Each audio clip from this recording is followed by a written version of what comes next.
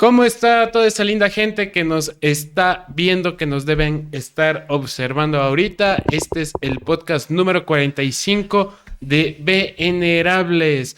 A mi lado está Israel Carrasco y tenemos un invitado muy especial.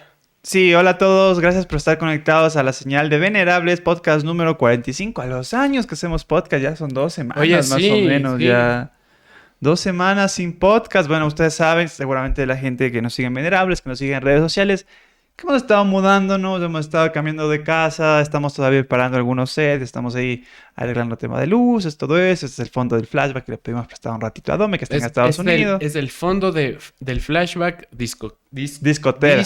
discotequero. Discotequero, el flashback discotequero. Si quieren podemos cambiar de luces, verán. Vengan acá porque se me corta tu brazo. Sí, a ver, verán, vamos a cambiar de luces aquí, miren. Ahí está. Miren cómo cambian de luces. Cambian, no cambia, ve. A ver, Ya dañaste. ya dañé. O sea, no, es que hay que apuntar acá atrás. Pero bueno, estamos en este podcast y tenemos un invitado especial, Pancho. Así es, nos acompaña José Laborde. Dime si dije bien tu nombre, tu apellido. ¿Desde dónde te está viendo, bueno, toda la gente que nos sigue a través de Venerables? ¿Dónde estás, José? Cuéntanos un poco de eso.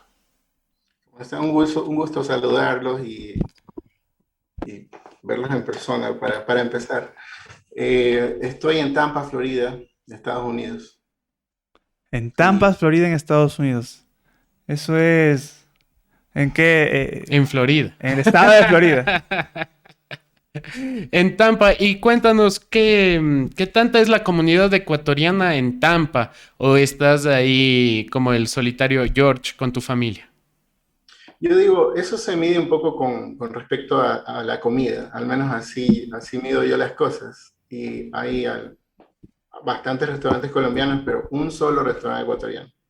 Uno solo chuta. Entonces, y no he conocido a ningún ecuatoriano aquí, aún.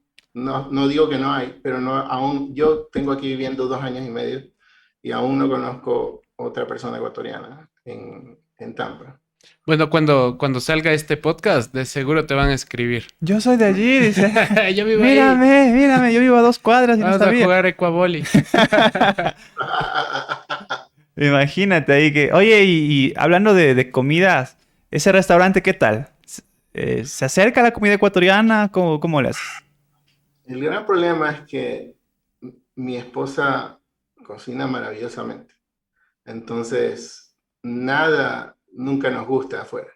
Ah, De comida exquisito. ecuatoriana. No De tienen, comida ecuatoriana. no tienen la necesidad de ir al restaurante ecuatoriano. Ya tienen en Bueno, casa. ella sí, porque, por ejemplo, si quiere comer caldo de salchicha, que es algo que se come bastante en Guayaquil, los dos somos de Guayaquil, o sea, eso no se va a poner a hacer acá. Y extraño. Entonces, cuando vienen personas de viaje, a veces les piden, porque allá en ese lugar que conocimos creo que no hacen, no estoy seguro, no era muy variado el asunto. Y pues mejor se come aquí en mi casa. Eso me preguntan en mi trabajo también. Un día que me preguntaron, tuve que hacer una especie de mini biografía informal, como un break. Me preguntaron cuál es el mejor lugar para comer comida ecuatoriana y yo les dije aquí en mi casa. Pero, ¿y qué tal el caldo de salchicha? ¿Qué dice tu esposa sobre este tema? O sea, ¿le gusta, no? A ella le ¿Le da encanta. el visto bueno? A ella le encanta. Yo soy un poco falso porque no hay muchas cosas que no como. Y entre esas el caldo de salchicha. Oye, Pero a ella le encanta. ¿y el encebollado allí qué tal? A nosotros nos encanta el encebollado. De hecho, hoy vamos a comer encebollado aquí en la casa. Ah, frescaso, vea. Hoy comimos pan. Es lo que Con comimos. chile. Con chifle, Con- claro, con chifle, con chifle. Nosotros- O comes con canguil y tostado.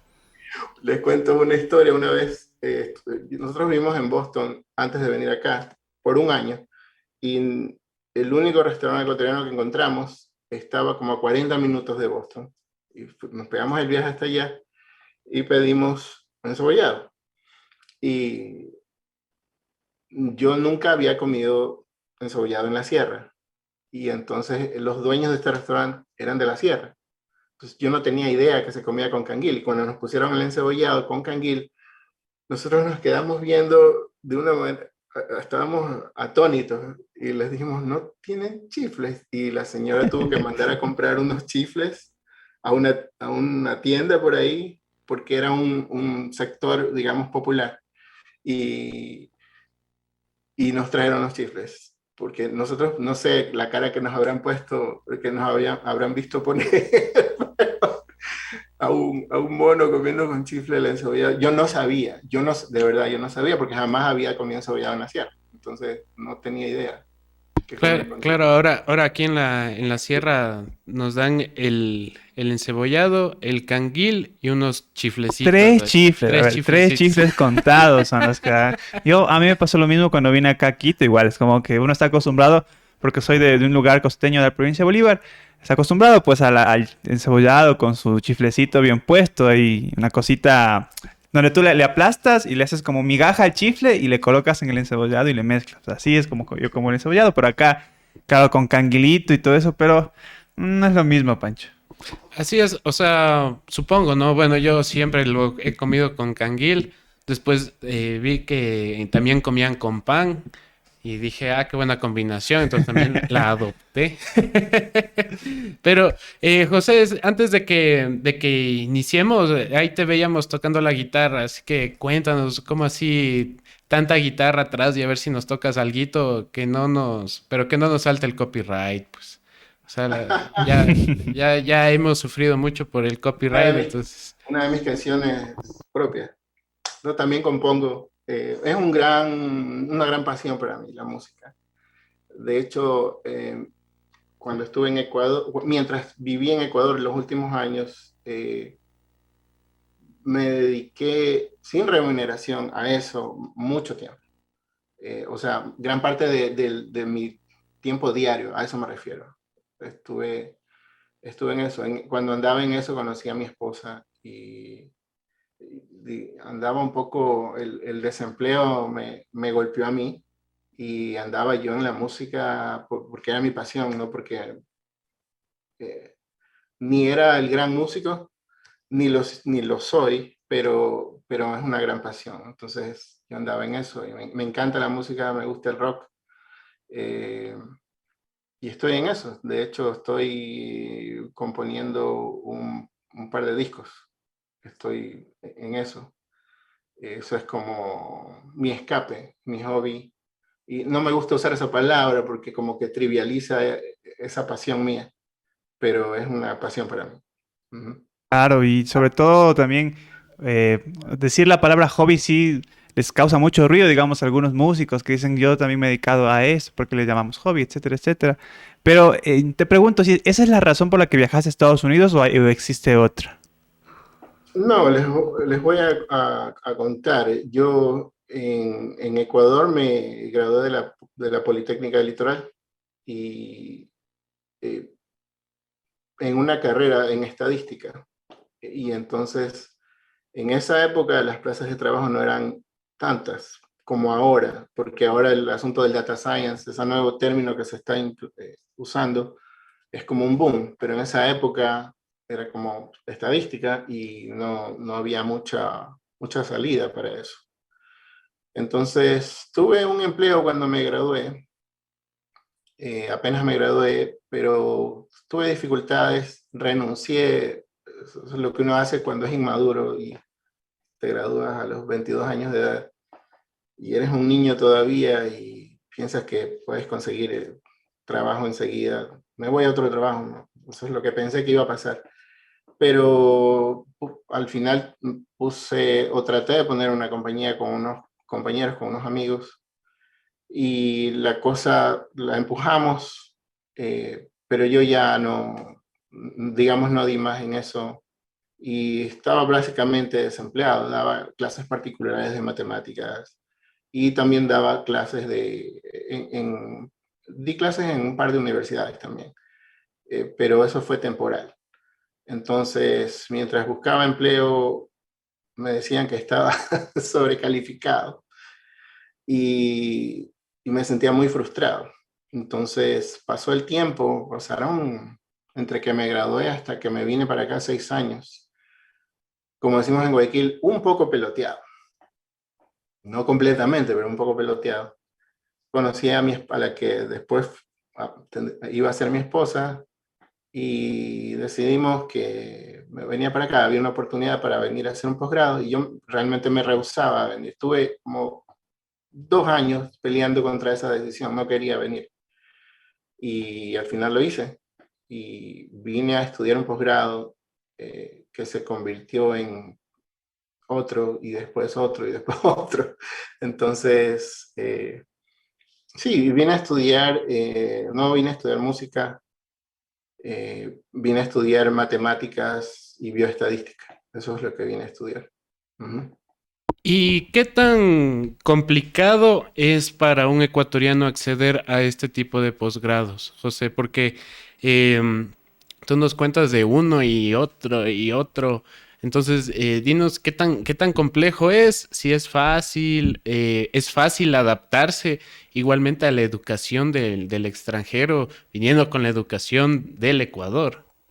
Yo pienso que académicamente, no hablemos de la parte económica aún, pero académicamente yo pienso que el ecuatoriano está muy bien preparado. Yo tuve el privilegio de ir a un colegio particular, pero yo en la Politécnica conocí a muchos compañeros míos y tengo grandes amigos que vinieron de colegios fiscales, que eran excelentes alumnos.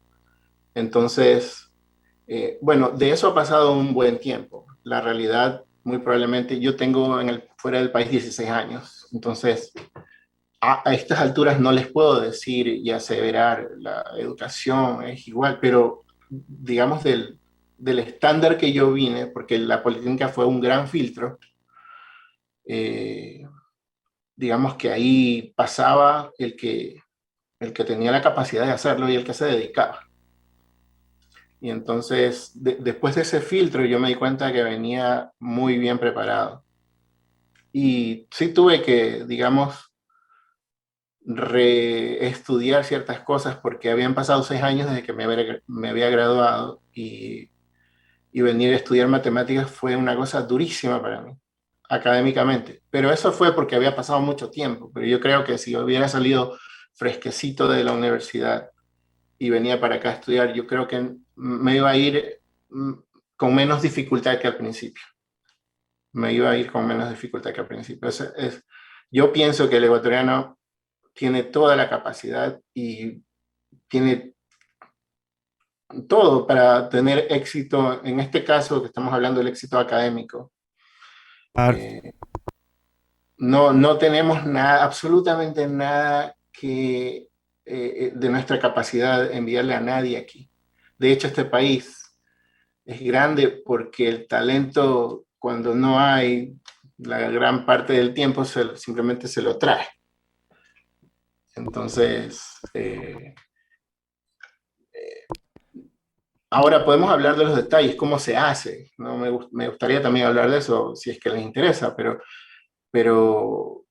Sí, como para contestar de manera global tu pregunta es esa. ¿Qué tan difícil es académicamente? Es algo posible que necesita esfuerzo como cualquier cosa que valga la pena. claro, Y como pues, por ejemplo, eso me sorprende porque en los otros podcasts que hemos conversado con compañeros que se encuentran, compatriotas en el exterior, dicen lo mismo. Ecuador tiene talante, Ecuador tiene la capacidad para afrontar, sobre todo en términos académicos, universidades en el extranjero. Eso ha pasado y nos han dicho varios compañeros que han pasado también por este podcast y es una cosa muy rescatable, sobre todo para la gente, para nuevos estudiantes colegiales que dicen, no, es que Ecuador es una pendejada en términos académicos, pero acá en este podcast se ha demostrado, en este capítulo y con muchos otros, que Ecuador sí puede dentro del ámbito académico en otras universidades. Y sobre todo por aquí, en el chat en vivo, repórtese la gente del SPOL. Seguramente hay alguien del SPOL mirándonos. No sé si es orgullo espolino, espolinense. ¿Cuál es el gerundio de los que estudian en el SPOL? no sé, Este, no sé, orgullo espolireño, no no sé. sé. Hay que preguntarle a, Politécnico ha de ser nomás. Oye. Los el politécnicos del orgullo, litoral. Orgullo Politécnico, si no Sí. le preguntamos a la doctora Cecilia Paredes. Ahí les vamos a preguntar en el chat. Recuerden comentar si este es un podcast grabado, pero nosotros siempre leemos lo que nos dejan en el chat, lo que nos dejan en los comentarios, y ahí también pueden dejarle algún saludito a José, que él por ayudarnos, por colaborarnos, pidió estar aquí en un espacio con nosotros, lo cual nos agrada bastante. Siempre dándole las gracias a José y a toda esa linda gente que nos ha ayudado en este arduo camino de formarnos un medio de comunicación como el que tenemos, BN Periodismo, Venerables, nuestro canal secundario. Así que muchísimas gracias a esa gente que nos está observando. José, nos ibas a comentar los procesos, o sea, ¿cómo son estos procesos de alguien que quiere estudiar un posgrado, en tu caso en Estados Unidos? ¿Qué tan complejo es? Supongo que una de las barreras, no sé si es el idioma o a uno le dan chance de ahí de, El Spanglish. de afinar, porque también no vas a ir de loco a Estados Unidos sin saber ni los colores, ¿no? O sea, por lo menos creo que tienes O que sea, tener una o sea, noción. te han dado inglés casi toda la escuela, Eso colegio, sí, eso algo, sí. algo se te ha de quedar, ¿no? Algo ahí, el to be. Sí, las conjugaciones del to be. Pero Cuéntanos. cuéntanos, José. Sí, o sea, bueno, ese filtro, aunque me adelanto, pero ese filtro del inglés es algo, eso no se hace acá. Eso se hace desde tu propio país, te hacen tomar un examen, pero déjame ir en orden. Primero, un poco aclarar antes digamos, ser irrespetuoso y asumir que todo el mundo puede, pero sí aclarar que requiere una mínima inversión hacerlo. ¿No? Entonces no es que simplemente se me ocurre venir y venga, le pago todo, no. Sí accedes a becas y cuestiones que ya les voy a contar, pero sí requiere que tú, por ejemplo, al principio tengas el dinero para presentarte a dar un examen de inglés que se llama TOEFL. No recuerdo qué significan las siglas, pero es un examen estándar de inglés que se le toma a toda persona que quiere estudiar, viene del extranjero a estudiar de un país donde la lengua madre no sea el inglés y que venga a estudiar a Estados Unidos. Se llama TOEFL el examen, se puede buscar en Google, a estas alturas no sé cuánto cueste, pero no me recuerdo cuánto pagué en esa época, habrán sido $70, una cosa así por dar el examen.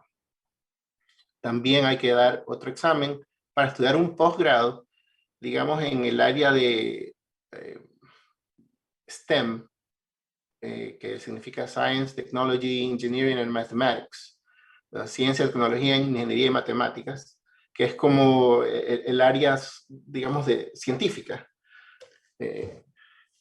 Y hay que dar un examen que se llama el GRE, que se llama Graduate Records Examinations, donde te toman sobre capacidades básicas matemáticas, numéricas y comprensión analítica de la lectura. Ya,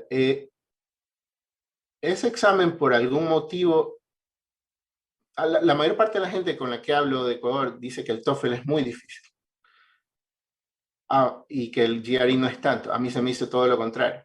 El TOEFL, pero eso fue por mi posición privilegiada, que estudié inglés estando en Ecuador, pero la gran mayoría de la gente con la que he hablado dice que el TOEFL es difícil. Entonces, lo primero que hay que hacer es ponerse a estudiar inglés, si es que eso le falta. Si están en el colegio aún, pónganle ñeque al inglés. Si están en la universidad, no estudien solamente para pasar el examen. Si están pensando venir a hacer un posgrado acá, dedíquense a conciencia a estudiar en inglés. Ya estando acá, no es el gran impedimento, estando ya acá aprobado, el ir aprendiendo a conversar en inglés con la gente. Aquí hay gente perdón, de otros países que tienen acentos muy pesados, muy fuertes, igual se hacen entender, igual uno está acostumbrado a tratar con gente de muchos países, de China, de India, realmente lo que menos hay aquí, al menos en la carrera que estudié, era hispanos. De hecho, yo era el único sudamericano de la carrera, pero hay acentos de todos lados y eso no es el gran impedimento, eso se va pasando y también se puede mejorar acá. Lo importante es, yo digo, entender lo que estás leyendo eh, y tener un mínimo de poder escribirlo al nivel donde no te vas a ahogar cuando te manden un deber y necesites comprender qué es lo que te están pidiendo o entender lo que el profesor te está hablando en la clase. Entonces, a mí me sirvió mucho, más allá de lo que hubiese estudiado inglés, es la música. Me encantaba la música en inglés, me sigue encantando y yo en las clases de literatura no prestaba tanta atención digamos, a la poesía de lo que fuera en inglés, sino a las letras de YouTube, por ejemplo. Claro, la música subtitulada ahí. No sé, pero yo digo el inglés es lo principal y se entiende que si quieres venir a estudiar una cosa en ese ámbito de las matemáticas, la ingeniería, la ciencia, si eres una persona que está dedicada a esas materias, o sea, que te gustan, que sacas buenas notas en esas materias, siempre va a ayudar más si tú en la universidad sacaste buenas notas. Yo sí era un alumno que nunca me quedaba de año, pero tampoco era un alumno que sacaba 100 en mis exámenes, cuando estuve en la Politécnica. Acá me reformé, acá sí me hice un alumno A+. Pero O sea, son más exigentes también allá, me imagino, ¿no? es que cuando estás en un posgrado ya, si tú sacas una vez como vergonzoso ya no es como, ya no es como que, ay, pasé con buena nota, saqué 80. Ya como que te da vergüenza, todo el mundo tiene 100 y tú tienes 80. La Entonces, pica, pues la como que pica ya ahí hay, del 100 puntos. o sea, puede ser eso o puede ser que simplemente eso es lo que se espera que saques A en todo. ¿Ya? Eh, yo sí me saqué un par de veces en mi primer posgrado en matemáticas porque es lo más difícil que he estudiado en mi vida. Es muy difícil. Es muy difícil estudiar las matemáticas puras y fue un shock para mí lo difícil que era. Y estaba muy asustado, pero sobreviví, felizmente. Aquí Sí, está. sí. Claro, el tema de las notas me hace acuerdo a que cuando estábamos en la universidad es como que no es que éramos malos estudiantes, ¿no?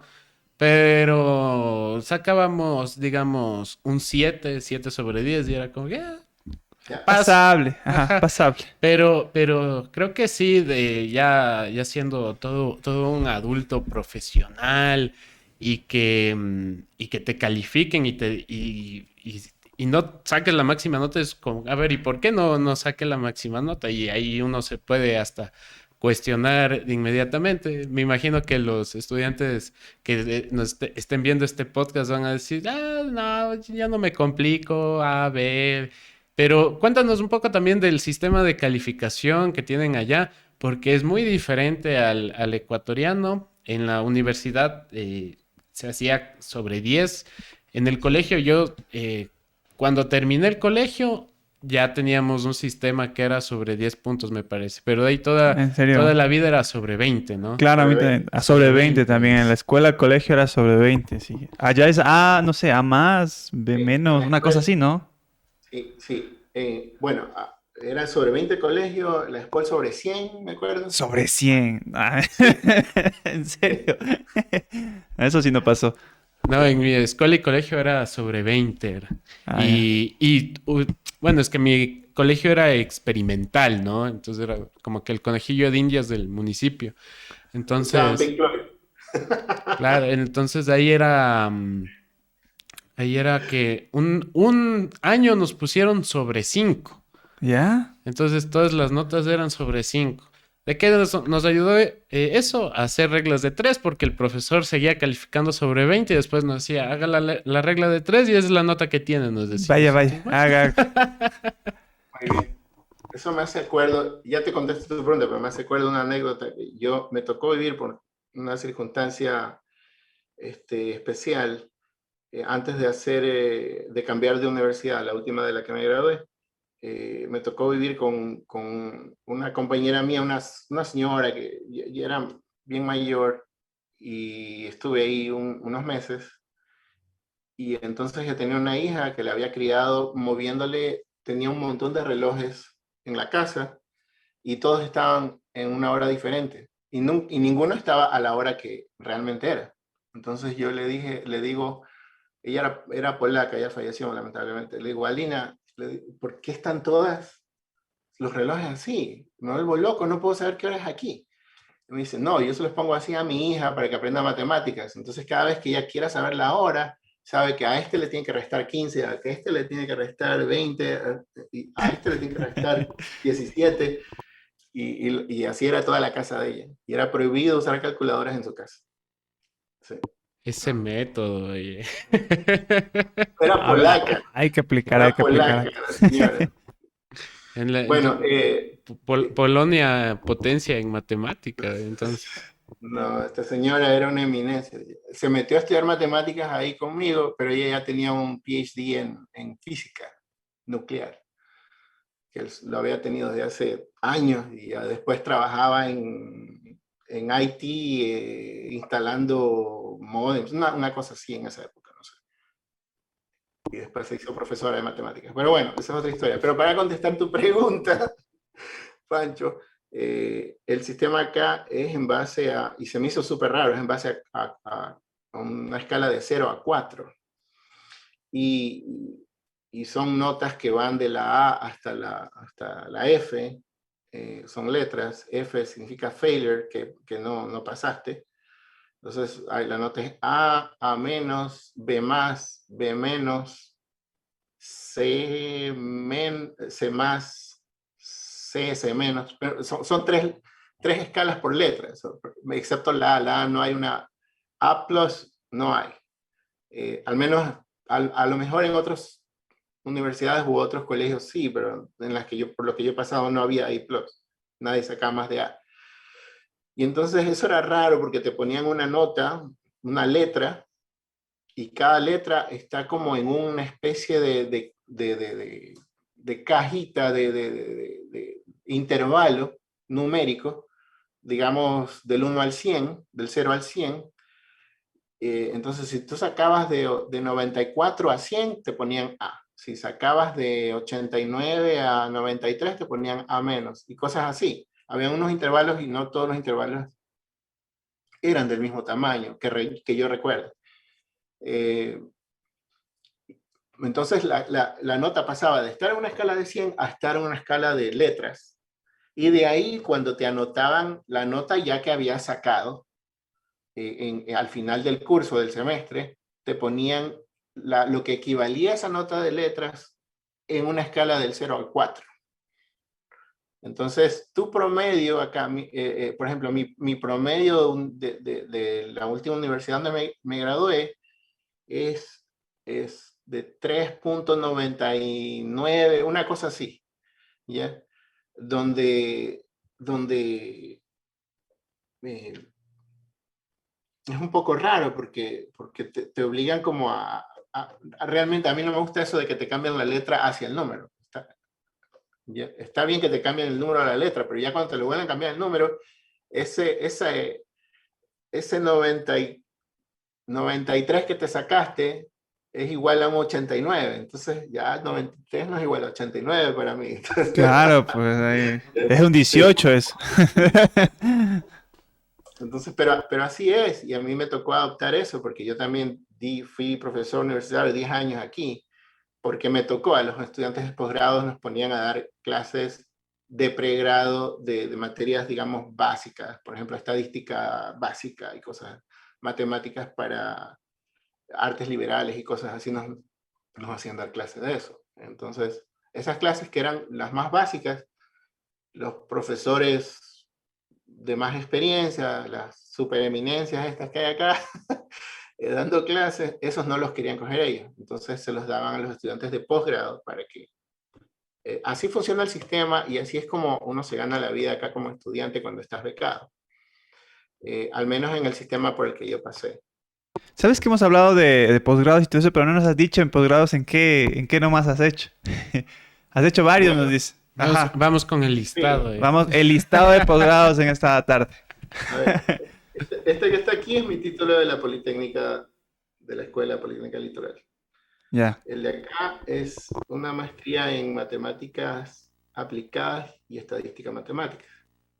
El de acá es una maestría en matemáticas puras. El de acá es una maestría en bioestadística, ya en una universidad diferente. Y este es un doctorado en bioestadística. Para mí está en el centro, pues ahí. El doctorado está en la mitad, Claro, ¿no? pues el doctorado está ahí grandote, mírale, mira ahí. Qué lindo marco. Sí, está más bonito No, que no, nuestro fondo. ese marco me lo compré en una tienda de descuento de aquí, te lo venden en $20, no me acuerdo cuánto, pero si tú lo haces enmarcar por el proveedor de la universidad, te cobran como, no sé, como $200 por enmarcar. Qué caro, No, güey. eso es compradito de las tienditas así nomás. Sí. Así Chinos de- allá, pero. Sí. Pero está chévere, está muy, muy linda la pared, la verdad. Nos ganas en fondo.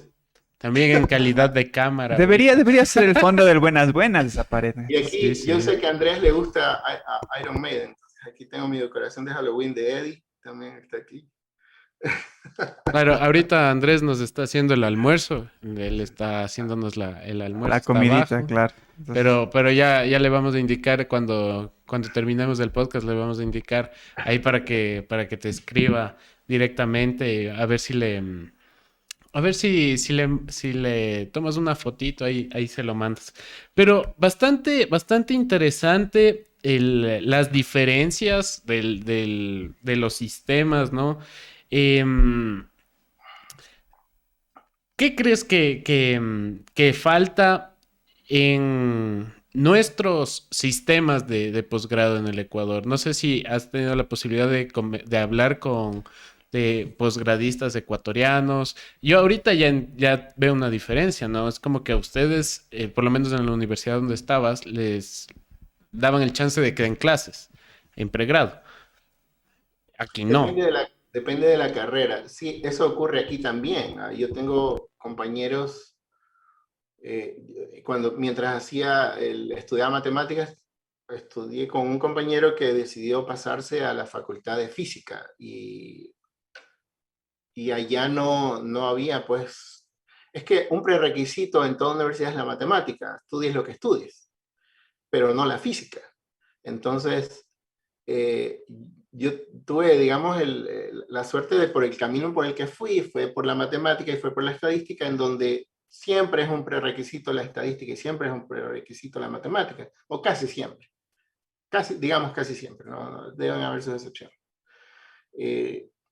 Pero mi amigo lo tenían como de ayudante de un laboratorio de física experimental o algo así. Entonces, y a veces no había. Pero bueno, él había nacido aquí y podía encontrar otra fuente de ingresos. Los estudiantes acá, cuando venimos con una visa de estudiante, solo tenemos permiso para trabajar para la universidad. Nuestras esposas nunca tienen permiso para nada, o esposos no tienen permiso para trabajar. Y económicamente es durísimo si es que vienes casado, como vine yo. Pero, digamos, hay mucha oportunidad para hacer lo que le llaman allá como una especie de ayudante de cátedra, ¿no? Y eso te lo otorgan muy probablemente en base a tus capacidades o cómo tú te gestionas. Yo recuerdo que la primera vez que di clases, que fue en el primer semestre que entré aquí, yo me acerqué a un profesor a decirle, mire, yo puedo dar de esto y de lo otro, de estadística. Entonces me hicieron unas preguntas a ver si sabía y bueno, tampoco es que iba a dar estadística matemática para posgrado, no, iba a dar una clase de estadística básica para pregrado, que era algo que mínimamente yo tenía que saber para poder estar acá, de todas maneras. Entonces, es un sistema que funciona bien, funciona y funciona bien. Ahora, yo desconozco cómo es los posgrados en Ecuador. Les digo sinceramente, no conozco cómo es ese sistema. Eh, a mí me pasa una cosa curiosa, que como estaba aquí un tiempo y como estudié mediante este sistema el posgrado y las matemáticas teóricas, por ejemplo, yo cuando pienso en cosas matemáticas, las pienso en inglés, porque las aprendí así. Pero recuerdo cuando daba clases de estadística básica aquí y tenía que hacer en la pizarra un cálculo mental, una suma, una resta, una división. Yo la tenía que hacer en español porque así la aprendí. Entonces me demoraba más en hacer la suma o la resta, pensar con la respuesta, traducirla al inglés y decírsela a mis alumnos.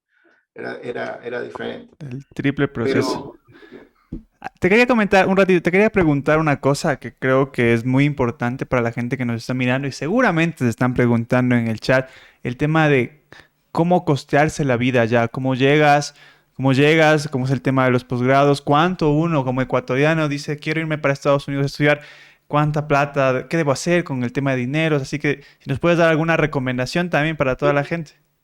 bueno, ya les hablé de los exámenes. Primero, tener un guardadito para esos exámenes, en esos dos exámenes, en el TOEFL y el otro que les pide el requerimiento de posgrado, que a lo mejor si no es una carrera en STEM les van a pedir otro examen, por ejemplo, si van a estudiar finanzas o cosas más tipo MBA o cosas así, les van a pedir uno que se llama GMAT, que es como el GRE, pero para ese tipo de carreras. No recuerdo qué significan las siglas, pero ese es el examen. Y cuestan lo mismo. En esa época, no sé, costaban $70 los exámenes o a lo mejor el doble, 140, no recuerdo. Pero asumamos que para dar esos dos exámenes vas a requerir unos $200. ¿Ya? De ahí, pues tendrías que tener el dinero para sacar tu pasaporte, para presentarte a sacar la visa. Eso. No estoy hablando de los tiempos aún, porque la visa no te la van a dar jamás si es que no estás aceptado en la universidad primero. Eso es todo un proceso y podemos hablar de eso. Pero digamos, para el pasaporte, para la visa, para los exámenes, mínimo. De ahí el dinero que te cuesta el pasaje en avión para venir para acá. Y traer, asumiendo que vas a acceder a una beca y asumiendo que vas a acceder a lo que le llaman teaching assistantships aquí, que es el sueldo que te van a pagar mientras eres estudiante de posgrado y haces el trabajo que te requieran hacer, por ejemplo, y típicamente dar clases. Asumiendo que todo eso es parte de la oferta para que tú vengas, entonces sí tendrías que venir con un dinero ahorrado para buscar un apartamento o un cuarto para alquilarlo. Y dependiendo del lugar al que vas, varía mucho. Hay estados donde es mucho más caro. Si vas a California, es muy caro. Estamos hablando que si una casa la alquilas aquí por $2,000, allá la alquilas por $8,000. Es obscenamente caro el alquiler en California. Si vas a Boston también es muy caro, no es tan caro como California, pero es carísimo también en Nueva York. Entonces depende de dónde vas. Si tú te vas a una ciudad que no es tan cara, porque te vas a Charlotte, North Carolina, por ejemplo, no es tan caro ahí. Entonces un cuarto a lo mejor te va a costar $700 al mes y te van a pedir un depósito de 1 o 2 meses. Entonces estamos asumiendo que tienes que traer, yo diría, unos $2,000 para poder alquilar algo aquí. O sea, esos ahorros se te van a ir para eso y a lo mejor para pagar algunas eh, cuotas que hay que dar al entrar aquí. También tienes que pagar la admisión a la universidad y la aplicación. De eso me estaba olvidando. Aplicar a la universidad. En mi época costaba $40 someter una aplicación para ver si te aceptan. No sé cuánto cueste ahora. Estoy hablando de hace 16 años, que es cuando yo vine. Y lo principal es el alquiler. Como yo me acuerdo del podcast con la persona que estaba en Corea del Sur y también hablaba de lo mismo. Sí, es lo mismo. Es lo principal, lo que más te va a costar es el lugar donde vas a vivir. Y para ese primer mes tienes que traer, asumiendo que para lo demás vas a tener esa fuente de ingresos. Y lo otro es la comida también, ¿no? Bueno, la comida, bueno, para la comida del primer mes. Ya. Estoy tratando Claro. de hablar de lo mínimo que tienes que traer aquí, asumiendo que vas a tener ese empleo, que vas a tener las becas, asumiendo todo eso. Porque si es que no vas a tener todo eso, a no ser que tengas los recursos para, digamos, de manera privada sostenerte, no es dable. O sea, vives del mes a mes. Esa es la realidad. El estudiante de posgrado aquí vive del mes a mes. Entonces, si un mes no recibe sueldo, un mes no puede pagar el alquiler. A no ser que alguien más te dé o que tengas a través de tus ahorros tu familia, no sé. Eso. Creo que también, bueno, sé que en el chat y en los comentarios nos van a poner gente que esté en este proceso, los costos que por los que están rodeando ahora, todo este tipo de cosas, pero ya nos estás dando un dato bastante interesante que uno millonario no se puede hacer con becas de posgrado, no se puede hacer uno millonario, nos está contando José que se vive del al mes, o sea, como más o menos como Como aquí, ven. con las Como justas. ven. Claro, qué caro el arriendo, con lo que cuesta un arriendo allá, tendríamos aquí un edificio de BN Periodismo. Claro, pues Qué es que, caro. bueno, seguramente en otro podcast hemos de hablar del tema de mudanza, porque como estamos recién mudaditos y conocemos todo este tema de los costos aquí en Quito, de los arriendos también son una cosa de locos.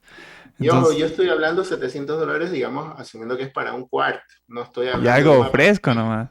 Si tú alquilas un apartamento digamos, de un cuarto, ya el costo o se duplica o se triplica, ¿no? Dependiendo de cuán bonito quieres el apartamento, de por dónde queda y todas esas cosas que se dan en todos lados, incluyendo el Ecuador, se dan acá, pues, ¿no? Mientras más bonito, más limpio el lugar, menos tasa de crimen hay, entonces el precio va subiendo y pues hay que irlo pagando.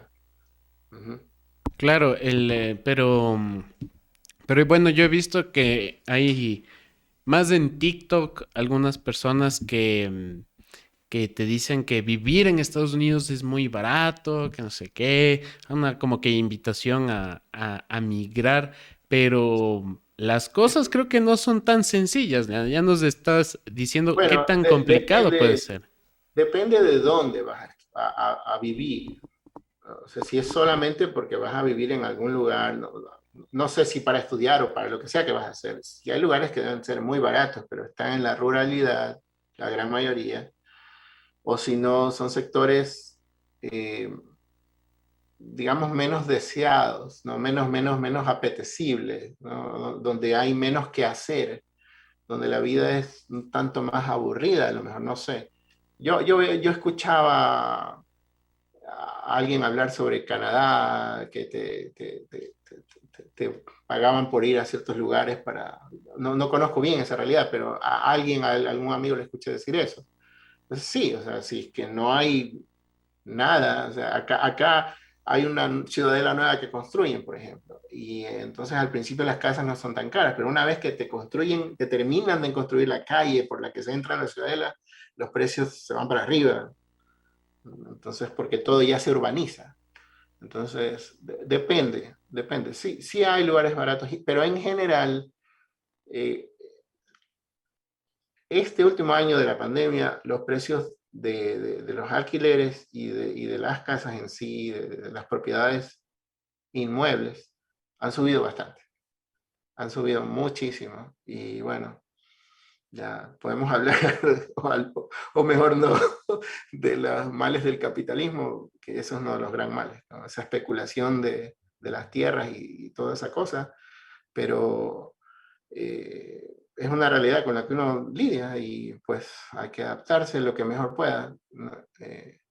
Y no quiero que suene tan trivial eso, porque en esa palabra que acabo de decir hay un gran esfuerzo, hay mucho dolor, sudor y sangre, sudor y lágrimas en esa adaptación, ¿no? Donde a mí me tocó muy duro, por ejemplo.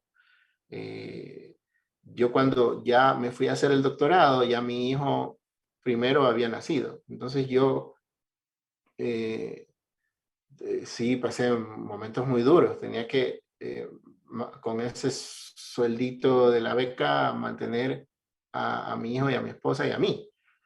Eh, fue durísimo, ¿no? Claro, Entonces, llegas, supongo que también llegas en una época en Estados Unidos donde era post 9/11, ¿no? Supongo eso que, fue, eso fue supongo que ser terrible. migrante en ese post 9/11, Sí, complejísimo. mira, todo se dificultó con respecto al asunto de los papeles.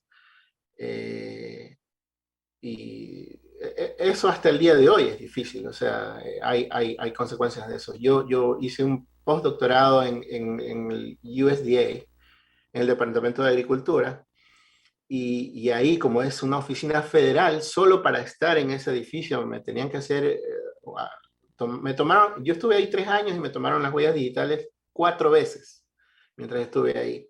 Y me hicieron lo que le llaman acá background checks muchas veces, solo por estar en ese edificio. O sea, y todo eso es consecuencia del 9/11. Sí, entonces yo sí llegué post 9/11 aquí, llegué en el año 2005 y eso también ha contribuido a que sea difícil aún más la situación. Claro, con George Bush ahí de por medio, entonces Sí, o sea, complicada la situación para los migrantes en ese sí, tiempo. Y sigue siendo complicada, ¿no? Sigue siendo bastante complicada. sí. Y quizás, José, vas a tener más vecinos porque Ecuador está en su tercera o segunda ola migratoria. Tercera Migratoria, ola que estamos, migratoria. hace tiempo conversamos en el programa, en el canal principal en Bene Periodismo, que desde la Tacunga están migrando un montón de gente hacia México de turista, entre comillas, pero evidentemente cruzar de manera ilegal también hacia sectores hacia Estados Unidos. Entonces sí es medio complicado también la situación acá. Es por eso justamente es muy importante este podcast abordar ese tema, porque digamos la vida en Estados Unidos no es tampoco tan sencilla. Sin embargo, Es difícil. hay que adaptarse, como tú dices, y no hay que trivializar esta palabra. Hay que adaptarse y eso cuesta. Sí, y hay gente, o sea, yo vine de una manera privilegiada, ¿no? A través de una beca, de manera legal, eh, aunque en ese asunto de emigrar, yo lo hice un poco a regañadientes, o sea, un poco no me quedó otra porque me decían que estaba sobrecalificado allá y a mí me gustaba la ciencia. Entonces, pues aquí no se hace ciencia, pues me voy a donde se haga la ciencia. Y eso es otro de los males que hay, que digamos, ese tipo de personas que le gusta la ciencia se termina yendo y termina yendo para acá. Pero el sistema migratorio de acá también hace que los cerebros se vayan de aquí también, porque una vez que te gradúas, esto la conversación la he tenido bastantes veces con bastantes personas que se relacionan al medio de la ciencia, es que eh, te dicen, pero usted tiene problemas migratorios y tiene, bueno, no problemas migratorios, pero tiene esta dificultad por ejemplo, en cierto momento cuando no accedíamos a una visa de trabajo todavía y estábamos ahí todavía con la visa de estudiante y había que luchar contra eso. Pero ¿por qué no te haces ciudadano si ya tienes un hijo aquí? Es porque la gente no tiene idea de lo que implica eso. Ellos creen que las personas que nacieron aquí creen que basta con que hayas estado aquí un tiempo para que ya accedas a la ciudadanía y no es así. Hay un camino legal tortuoso, largo para eso. Y, y es difícil, es muy difícil. ¿Y es costoso? ¿Es costoso conseguir la ciudadanía en Estados Unidos? Yo aún no voy por eso, pero sí debe ser. O sea, yo estoy en un proceso un poquito antes de eso. Y sí, sabes que yo, cuando me gradué del doctorado, le decía a mi esposa, yo todavía, yo he pasado por 3 etapas aquí. Cuando llegué yo no quería estar aquí. Yo digo, estudio mi maestría y me regreso a Ecuador en 2 años. Ese era mi objetivo. Después de como un año de vivir aquí, recién me adapté. Y dije, bueno, creo que quiero hacer un doctorado más adelante. Vino la crisis del 2008 y ahí ya nació mi hijo. Y entonces dije, bueno, el doctorado, chao, hay que buscar un trabajo porque hay que mantener a la familia. Pero vino esa crisis y hubo mucho desempleo, fue muy difícil encontrar un trabajo. Entonces, al final me quedó estuve obligado a cumplir mi sueño de tener un doctorado. Entonces, al final lo hice. Pero ya en esa época yo ya quería quedarme aquí. Estuve un buen tiempo así. En el 2016 Trump ganó la elección y yo perdí el interés de vivir aquí y de ser ciudadano aquí. Y digamos, para mí es como dicen aquí, going through the motions aquí en este momento. Yo extraño mucho el Ecuador, pero esa es mi posición personal. Eh, yo me veo a mí, no sé, en una hamaca en Manglar Alto, como mi infancia, allá en la playa. Eh, y lo extraño mucho, pero sé que no es una cuestión personal solamente, es una cuestión familiar y que es es un tanto inmaduro también decir, no, me voy. ¿No? Ahí tú eres un adulto responsable y tienes que hacer tus cosas, pero yo, digamos, sí extraño mucho el Ecuador. Claro, la Extraño tierra mucho. siempre llama, ¿no? Sí. Sí, tuve una época en que como que mm, me, eh, acá está mejor, pero siempre extrañé lo que yo hacía. Por ejemplo, este asunto de la música lo he retomado no hace mucho, pero en Ecuador yo lo hacía bastante. Entonces, son cosas que uno extraña, ¿no? La comida, felizmente, y gracias a mi esposa, que me está viendo cuando pase el podcast, no la extraño. O sea, hay gente que extraña mucho la comida, yo no la extraño porque aquí se come ecuatoriano todos los días. Y bueno, José, nos has contado tu gran experiencia en Estados Unidos como posgradista, todas las dificultades que has tenido. Para ir terminando, cerrando este buen podcast 45, ¿es verdad, Israel?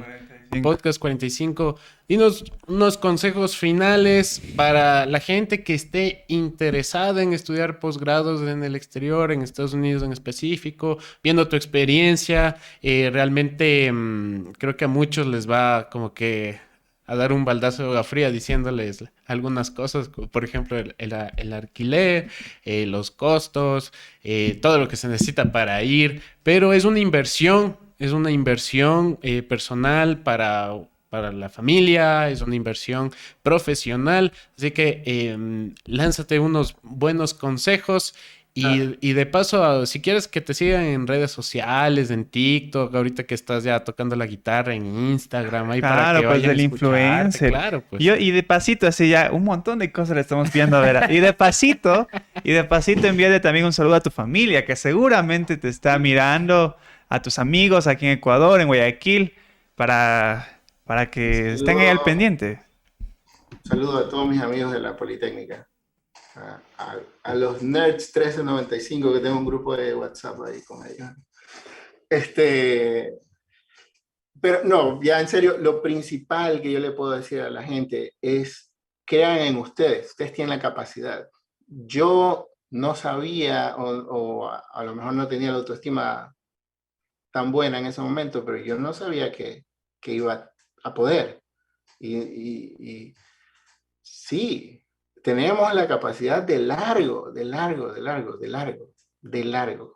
Aquí no tenemos nada que envidiarle a los gringos, para nada. Nosotros llegamos a un sistema donde las cosas funcionan mejor aquí, sí, para muchas cosas. Nos adaptamos y tenemos la inteligencia, la capacidad, las ganas de trabajar de largo. Y nuestra comida es más rica, así que adelante. Eso es lo lo principal. De ahí el resto, no sé, yo entiendo que he tenido el privilegio de poder venir en estas circunstancias. Eso no quiere decir que yo vengo de una familia acomodada, sino que tuve la oportunidad, por X motivo, esa fue la realidad que me tocó a mí. Pero, bueno, yo veo gente, o escucho noticias más bien, no es que veo gente, pero escucho noticias de que cuánto le pagó al coyotero, por ejemplo, y no sé, $30,000. Pero para hacer un posgrado no necesitas traer $30,000. Ahora, no quiero con eso ofender a las personas que se ven obligadas porque no les quedó otra, ¿verdad? Pero la verdad, para mí aún sigue siendo muy, muy fuerte pagar $30,000 para venir de una manera ilegal, ¿sí me explico? O sea, mi intención no es herir la susceptibilidad de nadie, porque la realidad de cada uno es diferente, pero es que es mucha plata. Entonces, si estamos dispuestos a hacer algo así, podríamos, si quisiéramos estudiar, a lo mejor sí se puede financiarse de alguna forma también para estudiar.